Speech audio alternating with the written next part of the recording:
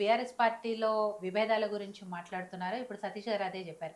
BJP yeah! నాయకులు ఈ విభేదాలతో పాటు జూన్ 2న ముఖ్యమంత్రి మారుతున్నారు. నేను అది జెప్ కేసీఆర్ నేను అవుతారు. జెప్పాను. డిసెంబర్‌లో అయ్యే ఛాన్స్ ఉంది. జూన్‌లో గాని, డిసెంబర్‌లో గాని కాంగ్రెస్ పార్టీలో విలీనం అవుతది బీఆర్ఎస్ పార్టీ అని బీజేపీ ముఖ్య నాయకులే మాట్లాడారు.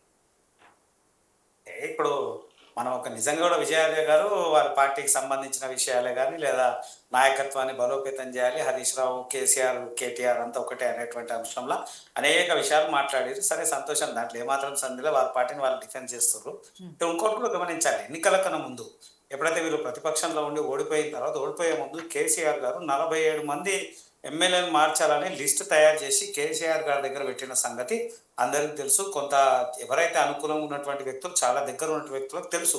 47 మందిని మార్చాలనేటువంటి ప్రయత్నం కేటీఆర్ చేసిండు. హ్మ్. అందులో ఆయన కాకుండా 19 మంది ఆయనకు అనుకూలమైనటువంటి ప్రాంతాల్లో టికెట్లు ఇవ్వాలనేటువంటి ప్రయత్నం 19 మంది లిస్టు తయారు చేసిండు హరీష్ రావు. కానీ వీళ్ళిద్దరిని కూడా కాదని ఏదో కొంత మాత్రమే మార్పు చేసి అధికారం కోల్పోయిన తర్వాత కేసీఆర్కి పూర్తి స్థాయిలో ఒకటి అర్థమైంది. ఏదేమన్నా కానీ ఇలా కేటీఆర్ వ్యూహాన్ని ప్రజలు చూడాలి, కేటీఆర్ ఇచ్చేసారనే ప్రయత్నంలో 19 నెలల్లో 4-5 సార్లు తప్ప బయటికి రాలే. పూర్తిగా కొడుకు వదిలేసిండు. అల్లునికి ఏం చెప్పిండో తెలియదు. అయితే ఇక్కడ హరీష్ రావు అనేటువంటి చాకచక్యుడు చాలా రాజకీయ చాణచక్యుడే. ఎందుకంటే కేసీఆర్ని ప్రతి క్షణం అనువనువు చూసినటువంటి వ్యక్తి కాబట్టి, ఆ కేసీఆర్ ఎప్పటి వరకు అయితే ఆయన ప్రశాంతంగా ఉంటాడో అప్పటి వరకు, కానీ కేసీఆర్ తదనంతరం అసలైన హరీష్ రావుని అందరం చూస్తాం. అది గ్యారెంటీ, దాంట్లో ఏమాత్రం సందేహం లేదు. ఇలా యోయో టీవీ ద్వారా చెప్తున్నా, అది మనం రాసి పెట్టుకుందాం. కేసీఆర్ తదనంతరము హరీష్ రావు వ్యూహాన్ని లేదా హరీష్ రావు యొక్క రాజకీయ కోణాన్ని అసలు ఎవరు ఊహించరు. అంత వ్యూహాన్ని రచించడానికి సిద్ధంగా ఉన్నాడు. అంటే ఎందుకో ఏమో కానీ కొంచెం ఊగిసలాడుకుంటూ అట్లనే ఉండుండొచ్చు తప్ప వేరే ఆలోచన ఏం లేదు. ఇక వాళ్ళు వస్తారు, వీళ్ళు వస్తారు, పోతారు అనేటువంటి భారతీయ జనతా పార్టీ కూడా ఎన్నికలు మారుతాయి, వాళ్ళు వస్తున్నారు, వీళ్ళు వస్తున్నారు వచ్చే ఏ కాంగ్రెస్ పార్టీ మొదటి నుంచి కూడా కాంగ్రెస్ పార్టీ చరిత్ర అట్లుంది కాబట్టి బహుశా ఏదైనా జరగవచ్చు, ఎక్కడ ఏమైనా జరగవచ్చు, వీళ్ళు ఇటు పోవచ్చు, వాళ్ళు అటు రావచ్చు. భారతీయ జనతా పార్టీలకి గతంలో కూడా బీఆర్ఎస్ల నుంచి టీఆర్ఎస్, పాత టీఆర్ఎస్ కొత్త బీఆర్ఎస్ నుంచి కాంగ్రెస్లకు పోయారు. ఇప్పుడు అదే బీఆర్ఎస్ అదే టీఆర్ఎస్లకి ఇప్పుడు కాంగ్రెస్లోకి వచ్చారు. కానీ భారతీయ జనతా పార్టీకి ఏం సంబంధం లేదు. అట్లా కాబట్టి ఇక్కడ అక్కడ పోవచ్చు, అక్కడ ఇక్కడ కావచ్చు, ఎవడైనా ముఖ్యమంత్రి కావచ్చు, ఏమైనా జరగవచ్చు అనేటువంటి ప్రయత్నమే తప్ప భారతీయ జనతా పార్టీ ఎలాంటి ఆలోచన విధానం కూడా లేదు. ఎవరిని చేసేది ప్రజాస్వామ్యబద్ధంగా జరిగేటువంటి విధానాన్ని మాత్రం ఖచ్చితంగా స్వాగతిస్తుంది, దాంట్లో ఏమాత్రం సందేహం లేదు. ఇక సతీష్ మాధవ్ గారు వారైతే చెప్పారు, నిజంగా కూడా తెలంగాణ ఉద్యమంలో గత ప్రభుత్వం చేసినటువంటి అభివృద్ధి, గత ప్రభుత్వం చేసినటువంటి వినాశం మనం అంతా కూడా చూసినాము. అదే ప్రజలందరూ కూడా వాళ్ళని కాదనుకొని వీళ్ళకి అవకాశం ఇచ్చారు. కానీ వీళ్ళు కూడా ఈ 19 నెలలు ఏం చెప్పారు, వాళ్ళు మాట్లాడుతున్నారు.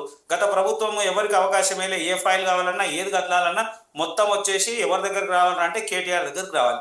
ఇవాళ కూడా ఏం మార్పు మారిందంటే, కొన్ని ఏవైతే పనికిరాని శాఖలేమో మందికి వచ్చి పనికొచ్చే శాఖలంతా రేవంత్ రెడ్డి దగ్గర పెట్టుకొని మళ్ళీ రేవంత్ రెడ్డి ఫ్యామిలీ అలా ఆ అన్ననో తమ్ముడో ఆయన అనువాయులు ఆయనకు సంబంధించిన వ్యక్తుల చుట్టే తిరుగుతా ఉన్నాయి. అమ్మ ఇది కూడా గమనించాలి కదా. 19 నెలలు అవుతుంది, ఆ శాఖలు ఎందుకు ఇయ్యరు? ఎందుకంటే మనం గమనించవచ్చు, మున్సిపల్ శాఖ చాలా ప్రతిష్టాత్మకమైన శాఖ. ఆ మున్సిపల్ శాఖలు అనేకమైనటువంటి సమస్యలు. గ్రేటర్ హైదరాబాద్, తెలంగాణ రాష్ట్రం మొత్తం 4 కోట్ల జనాభా వస్తే 1 కోటి జనాభా హైదరాబాద్కే పరిమితం అయిపోయి రంగారెడ్డి హైదరాబాద్కి అనుసంధానంగా 1 కోటి జనాభా ఉన్నటువంటి రాష్ట్రం జిహెచ్ఎంసీ. ఈ జిహెచ్ఎంసీలో అనేకమైనటువంటి సమస్యలు, ఆ శాఖ కూడా ఈయన అనుసంధానంగా ఉన్నప్పుడు ఎక్కడ పాలనా వ్యవస్థ సరిగ్గా నడుస్తుంది? ఒకవేళ ఈ శాఖ వేరే వాళ్ళు ఉంటే రివ్యూలు చేయడమో, జరిగిన సమస్యల మీద మాట్లాడడమో, అనేక విషయాలు మాట్లాడడం. హైదరాబాద్ భాగ్యనగరంలో, హైదరాబాద్లో చార్మినార్ దగ్గర అంత పెద్ద విపత్తు జరిగి 17 మంది చనిపోతే ముఖ్యమంత్రి పరిస్థితి ఏంది? ముఖ్యమంత్రి గారి రెస్పాండ్ ఏంది? ఆయన ఇది చేస్తున్నటువంటి విధానం ఏంది? నేనేమంటున్నా, ఒక దానికి సంబంధించి శాఖ మంత్రి ఉంటే ఆయన రివ్యూ చేస్తుండే కదా, అధికారులతో మాట్లాడుతుండే కదా. ఎలక్ట్రిసిటీ సంబంధించిన అధికారులతో మాట్లాడుతుండే, లేదా ఫైర్ సెక్యూరిటీ సంబంధించిన డిపార్ట్మెంట్తో మాట్లాడుతుండే, లేదా అన్ని వ్యవస్థలతో మాట్లాడేటువంటి పరిస్థితి ఏదైనా సంబంధించిన శాఖ ఉంటుండే కదా. అవన్నీ కాకుండా ఈయన దగ్గరనే పెట్టుకొని ఈయననే చుట్టూ తిరుగుతున్నటువంటి పరిస్థితులు మనం చూస్తున్నాం.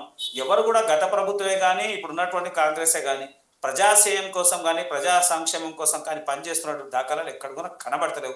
వాళ్ళ పార్టీని కాపాడుకునేటువంటి ప్రయత్నం, పార్టీని అందిపుచ్చుకునేటువంటి ప్రయత్నం, కుర్చీని కాపాడుకునే ప్రయత్నం లేదు తప్ప ఎక్కడ కూడా ప్రజల కోసం, మధ్యతరగతి ప్రజల కోసం ఇది చేసినాం అనే దాఖలాలు లేవు.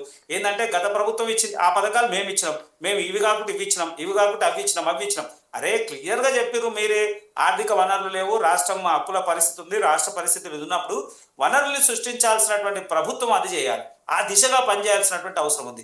ఎక్కడ నిధులు సేకరిస్తాం, ఎక్కడ ఏ రకమైనటువంటి నిధుల వల్ల సేకరించవద్దు, కొన్ని విషయాలు మేము స్వాగతిస్తాం. ఖచ్చితంగా మంచి జరిగినప్పుడు మంచి జరిగిందని చెప్పినాం, చెడు జరుగుతున్నప్పుడు చెడు జరుగుతుందని చెప్తాం, ఇప్పటికి కూడా చెప్తా ఉన్నాము.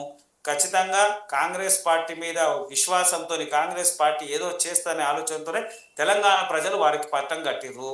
19 నెలల సమయం అయిపోయింది, ఇంకా ఉన్న కొంత సమయం అన్నా వారి కోసం ఇచ్చినటువంటి 6 పథకాలు పూర్తి స్థాయిలో అమలు చేసి ప్రజల సంక్షేమం కోసం ఇవ్వాలి, విద్యార్థుల పక్షాన నిలబడాలి, రైతుల పక్షాన నిలబడాలి, సంక్షేమ పథకాలు అందరికీ చెందే విధంగా చేయాల్సినటువంటి కాంగ్రెస్ అది పోయి ఒకరికి పరస్పరంగా నువ్వెంత నేనెంత, లేదా ఆ పార్టీ వాళ్ళు వస్తారా, ఈ పార్టీ వాళ్ళు వస్తారా, వీళ్ళు ఉంటారా, వాళ్ళు ఉంటారా అనేటువంటి పరిస్థితులు చేస్తుంది. అది సమంజసమైనటువంటి పని కాదు. ఇప్పటికైనా కాంగ్రెస్ తన చిత్తశుద్ధితో పనిచేస్తుందని ఆశిస్తున్నాం. రైట్. సో రామ్ గోపాల్ గారు, మీరు చెప్పిన దాని ప్రకారం అయితే సరే, ఇప్పటికిప్పుడు ఆ పార్టీ నుంచి చీలికలు కానీ లేకపోతే బయటకు వచ్చి పార్టీలు పెట్టే ఆలోచన కానీ ఎవరికి లేదు, ప్రస్తుతం అనవసరం కూడా అని. బట్ ఏదైతే కాంగ్రెస్ పార్టీలో విలీనం అవుతుంది అని చెప్పేసి మన ప్రభాకర్ గారు మాట్లాడారో, దాంట్లో ఎంతవరకైనా వాస్తవం ఉందా? అది అవన్నీ అవాస్తవం అండి. కాకపోతే బట్టగాల్సిన మీద ఏదో ఒకటి టైం పాస్ లేకపోతే లైమ్ లైట్లు ఉండాలి అటువంటి తప్ప. కాకపోతే వీళ్ళకు ఎక్కడ తెలిసింది ఏందన్నది వాళ్ళు ఓపెన్గా బయట పెట్టాలి బీజేపీ, అది అది విషయం వేరు. ఇక్కడ బీఆర్ఎస్ స్ప్లిట్టింగ్ అన్నది ఇప్పుడు ఏం జరగదు. ఎప్పుడు 2029 ఎలక్షన్స్ తర్వాత అక్కడ దాంట్లో ఏందన్నది బయటకు వస్తుంది. ఒకటి ఇప్పుడు తక్కట్లో పెడితే హరీష్ ఒక దిక్కు, మిగతా ముగ్గురు తండ్రి కొడుకు కూతురు పెడితే కూడా హరీష్కే వెయిట్ ఎక్కువ ఉంటాడు. వినరా, అంత మెచ్యూరిటీ ఉన్నది. వీళ్ళందరూ గోకు తెప్పకుండా అయితే ఆయన నాకు తెప్పకుండా అవుతుంది. వీళ్ళు అనుకున్నంత ఈజీ కాదు. వీళ్ళు హరీష్ని అండర్ ఎస్టిమేట్ చేయడం తప్పు.